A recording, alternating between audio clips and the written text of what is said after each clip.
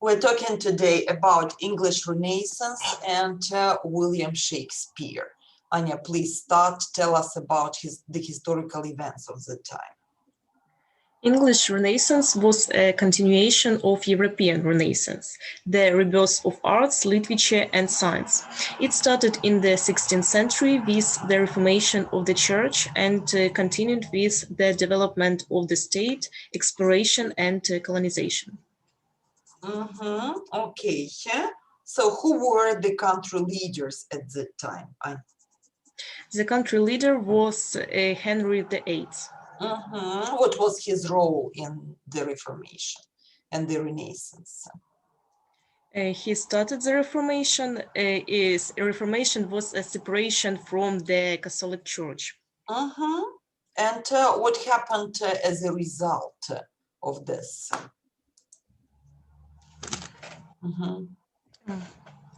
It created an Anglican church. Yeah, Anglican church was created, and very soon the country state appeared, як держава, яка сама і є незалежна від католицької церкви.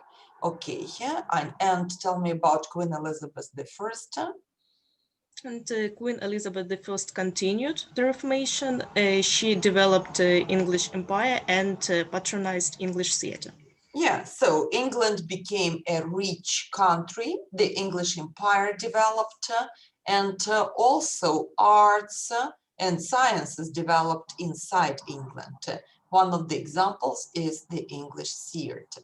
Natasha, next. Tell me about the Renaissance theater. There was Globe Theatre in London. It was in the open air with plays in afternoon. Theatre was built in a round shape. All male actors performed with simple props and costumes. All social classes attended plays. Poorer people stood in front. Okay, who was the leading figure of this theatre? The leading figure of the theatre was William Shakespeare. Oh, yeah, absolutely. So the leading figure was William Shakespeare. Why?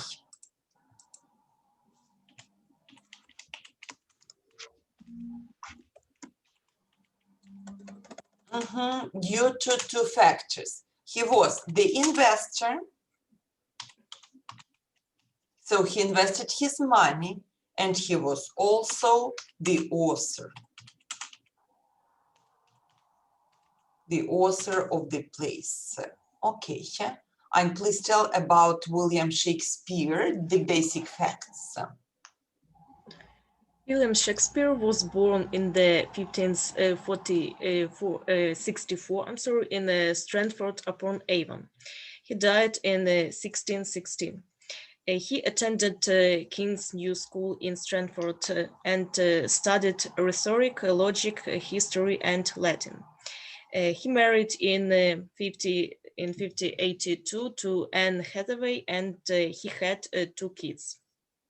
Soon he moved to London and began working at the theater.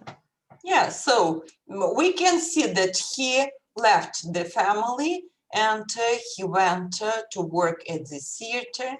He built the Globe Theater. Okay, Natasha, his literary works. William Shakespeare wrote 38 plays.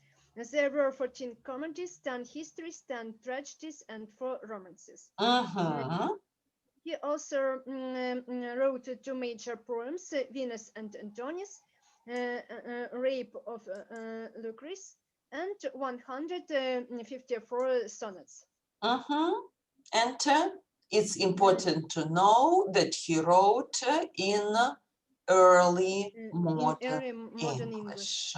Okay, and tell me about his contribution to the English language. William Shakespeare introduced almost 3,000 words into the English language. His language was a mix of old and very new. He used rural and urban words, images, and his language was understandable by the lowest peasant and the highest noble.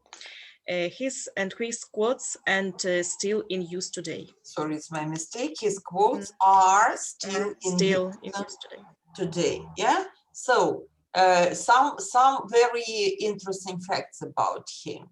He was born and he died on the same date. So he introduced over 3,000 words.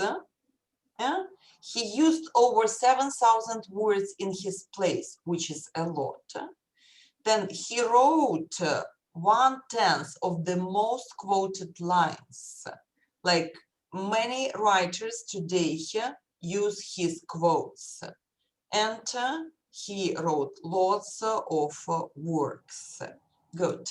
Now let's have a look at a couple of pictures and illustrate where and how he lived.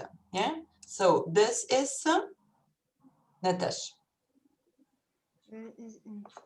This is the location of Stratford-upon-Avon. Yeah, it is a place where Shakespeare was born. So, and that is how it looked and how it looks today. And this is the place where he was born. Okay, so he got education in the King's New School, and this is how this school looks like today. And when he married Anne Hathaway, they probably, or she probably came from this cottage, which still exists today. And this is the Globe Theatre now. yeah, in London. She looks probably so. Yeah, And, yeah. We hope, yeah. And this is the Global Theatre during the Renaissance. Yeah, yeah. So this is how the theater looked like. And when we talk about Shakespeare's contribution, we can say that Shakespeare's theater was very specific. So women were forbidden, costumes were minimal, scenery were minimal, but the dialects were important. So when we talk about Shakespeare, we'll soon see that he developed the idea of the dialect. The dialects didn't exist at that time. Okay, so this is the theater, and this is probably the setup of the global theater. So, okay, good.